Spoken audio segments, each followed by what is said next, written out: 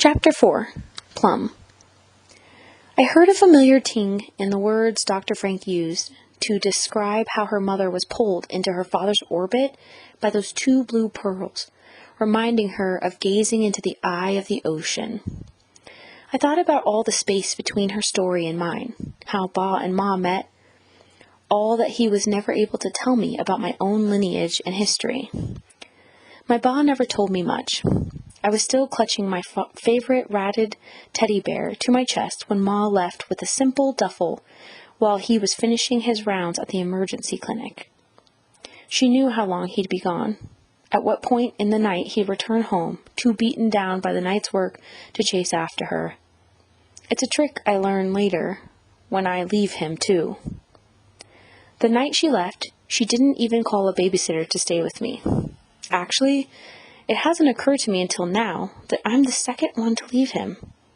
How my running away must have called back Ma too, leaving in the middle of the night just like she did while he was out working to provide for me.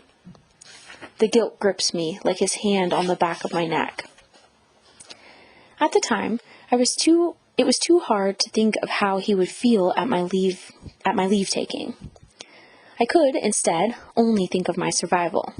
Just after Ma left, Ba caught me weeping into my hands in the middle of the night. He lashed out, his dark eyes piercing through my skin, like his hands. "If you want to go find your mother, get ready to be on the street," he said. I was still only a child. I couldn't obey him fast enough. My small body still trembling, my voice caught in the back of my throat, whimpering little whimpers. I would soon learn that if I didn't keep my cries under control and away from his perked-up ears, it would be yet another opportunity for his hand to strike my flesh into obedience. Soon enough, I silenced every desire, every grief. Little did he know I'd end up there anyway, with or without a Ma to roam the streets to find. But there are some things I still remember about her, despite how hard she tried to erase herself from my memory. I remember her eyes. The white and the blue conjoined together, like the thickened, moody sky just before the crack of lightning breaks through, a hot spark in a pan on the gas stove. I'm sure Ba must have felt the electricity in her eyes too, so hard to resist. There were times I contemplated looking for her. Did she live alone? Or did she find a new family to love? Maybe a man as white and irresistible as she was. Was Ba the reason I didn't have a mother?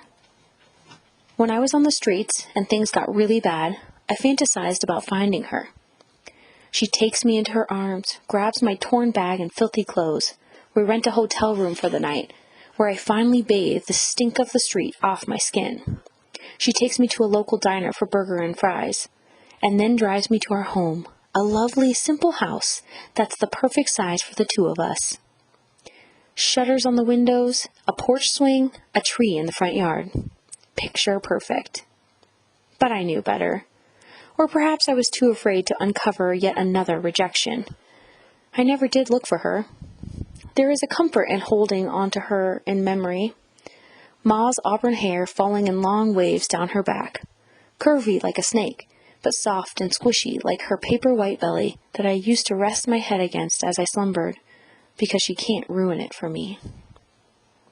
Ba was so far away from all that he knew, his family and his friends and even his birth language, from Taiwan, but Ma was so far away from her home too.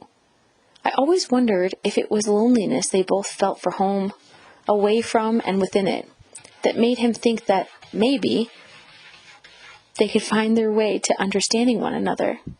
At least, I imagine that's what Ba hoped for the first night where they crashed against each other with the heat bodies make when what's most strange can also feel you in the most desire. Ravaged and feverish, an episode you don't think through too carefully or it might just fall apart. Once, when I had started high school and we had begun to learn about the dark stain of racism, I tried to talk to Ba about the two warring bloods in my body, to ask him how it felt to be with a paperwhite like Ma. "Oh, I wish I think about this more," he said frankly. his glasses falling down, his sweating nose as he quickly glanced up at me to see if I was serious or if I was just asking a question from my homework. He never said much. He went back to reading the paper, and I went back to my schoolwork. But I knew what he meant, that he wished he had reminded himself what it would mean, her white skin.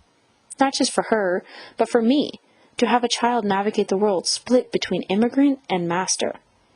But there was no time.